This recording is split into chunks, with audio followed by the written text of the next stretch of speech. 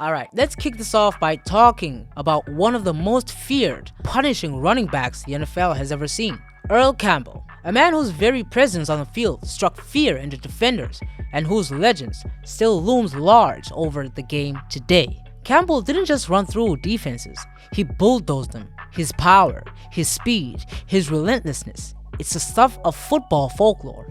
But what made Earl Campbell so dominant? How did a kid from Tyler, Texas, grow into a football legend? Let's get into the story of Earl Campbell, also known as Tyler Rose. Earl Christian Campbell was born on March 29, 1955, in Tyler, Texas, a town known for its rose fields, which eventually earned him the nickname the Tyler Rose. Growing up as one of 11 children, Earl's life wasn't easy. His father, Bert, worked 2 jobs trying to make ends meet. By day, he worked in the rose fields, and at night, he worked at Kmart. But when Earl was just 11 years old, tragedy struck. His father died of a heart attack, leaving his family without its central figure. That loss would weigh heavily on Earl and shape his determination and grit for the rest of his life. With his father gone, Earl, like his siblings, had to work to help the family. It wasn't long before football entered his life in a serious way. Initially, Earl didn't play running back. Believe it or not, he started as a kicker. Hard to imagine, right? But that all changed after watching legendary linebacker Dick Butkus. Campbell noticed that Butkus had bow legs, just like him, and something clicked. Inspired, he switched to linebacker, wanting to be the next Butkus. For most of his early football career, from junior high school through most of high school, Earl played linebacker. But things took a turn during his junior year at John Tyler High School when his coach, Corky Nelson, made a decision that would change everything. Nelson moved Earl to running back. At first, Earl wasn't having it. He struggled with the transition. Running up to the line of scrimmage felt unnatural to him, and he often fumbled the ball. But what Earl did have, thanks to his linebacker background, was an appetite for contact. He was fearless. He sought out hits. Slowly but surely, his game came together. By the time Earl was a senior, he was an absolute force. He led John Tyler High School to its first state championship in 43 years. He racked up 236 rushing yards per game, 29 touchdowns that season, and when it came time for the state championship game in the Houston Astrodome, Earl delivered. He bulldozed 2 defenders on his way to the game-winning touchdown, cementing his legend in Texas high school football. After his stellar high school career, Campbell was one of the top recruits in the country. Schools like Oklahoma, Arkansas, and Houston all came calling. But Earl made a decision that would make him a household name across the state. He chose the University of Texas. From 1974 to 1977, Campbell ran rampant over college defenses and earned himself a reputation as one of the best college running backs to ever play the game. When he first arrived at Texas, he didn't have much. His clothes all fit into one grocery bag. But Earl wasn't interested in material things. He wanted greatness. Early on in his time in Texas, Campbell got his hands on a tape of Jim Brown, the NFL's greatest power back at the time. Watching Jim Brown run through defenses like they were paper made a huge impact on Earl. He studied Brown's game closely, projecting the tape on his dorm room wall. After that, he decided that he wanted to play just like Brown, hard, physical, unrelenting. His freshman year was a strong start, with 928 rushing yards and 6 touchdowns, earning him the Southwest Conference Newcomer of the Year award. But that was just the beginning. In his sophomore year, Campbell solidified himself as one of the best backs in the nation, rushing for 1,118 yards and 13 touchdowns. By the time he was a junior, despite dealing with nagging hamstring injuries, he was averaging nearly 100 yards per game. But it was his senior season that truly put Earl Campbell on the map. That year, Campbell was unstoppable. He rushed for 1,744 yards and 18 touchdowns, leading the nation in both categories. He ran over linebackers, safeties, and even the Texas Longhorn mascot, Bevel. His hard-nosed running style earned him the Heisman Trophy, becoming the first player in University of Texas history to win the prestigious award. By the time his college career was over, Campbell had rushed for 4,443 yards and 40 touchdowns. His dominance on the field was unmatched, and when it was all said and done, wear the burnt orange. This Heisman Trophy in his hand, and a college career that cemented him as one of the greats, Earl Campbell entered the NFL draft in 1978. The Tampa Bay Buccaneers had the first pick, but traded it to Houston Oilers, who were desperate to get Campbell on their team. The Oilers knew they were getting something special, but they couldn't have predicted just how special Campbell would turn out to be. From day one, Campbell proved to be everything Houston hoped for and more. On his very first NFL play, Campbell caught a screen pass and rumbled 73 yards for a touchdown. Right from the start, it was clear that Campbell wasn't just another running back, he was a game changer. That rookie year was nothing short of spectacular.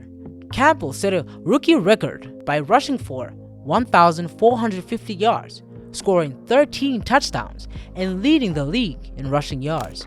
He was named Offensive Rookie of the Year, Offensive Player of the Year, and made the Pro Bowl. One of the most memorable moments of that rookie season came on Monday Night Football. During a game against the Miami Dolphins, Campbell put on an absolute show, rushing for 199 yards and 4 touchdowns, 2 of them coming in the last 7 minutes of the game. That season, the Oilers made it to the AFC Championship game, but they ran into a buzzsaw in the form of the Pittsburgh Steelers. The Oilers couldn't get past the steel curtain defense, but despite the loss, Campbell's rookie year was nothing short of legendary.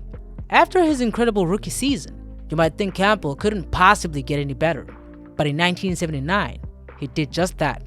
Campbell led the league in rushing yards for the second straight year, this time with 1,697 yards and 19 touchdowns. His powerful running style earned him the NFL MVP award, making him the first player in Houston Oilers history to win the prestigious honor. One of the most iconic games of Campbell's 1979 MVP season was on Thanksgiving Day against the Dallas Cowboys. In front of a national audience, Campbell ran for 195 yards and 2 touchdowns. The Cowboys had no answer for him, and by the end of the game, Campbell had run through them like they were nothing. Houston once again made it to the AFC Championship game, but for the second year in a row, they were stopped by the Steelers. Even though they fell short, Campbell's performance continued to amaze. It was clear that stopping Earl Campbell was nearly impossible. By 1980, Earl Campbell was already a legend in the NFL, and that season, he would once again lead the league in rushing yards, finishing with a staggering 1,934 yards. He was named Offensive Player of the Year for the 3rd consecutive season, an achievement that still stands as a record today. Campbell's running style was unrelenting. He ran with power, lowering his shoulder and inviting contact. Defenders would often say that tackling Campbell felt like trying to bring down a runaway freight train. But while Campbell was dishing out punishment to defenders, he was also taking an incredible amount of physical abuse. Year after year, Campbell had more carries than anyone else in the league, and it was starting to take a toll on his body. In 1981, Campbell still made the Pro Bowl, but his numbers began to dip. The Oilers, after 3 straight playoff appearances, missed the postseason for the first time in Campbell's career. By 1982, the writing was on the wall. Campbell's bruising style, which had made him so feared, had also worn him down. The Oilers were struggling, and Campbell's production wasn't what it once was.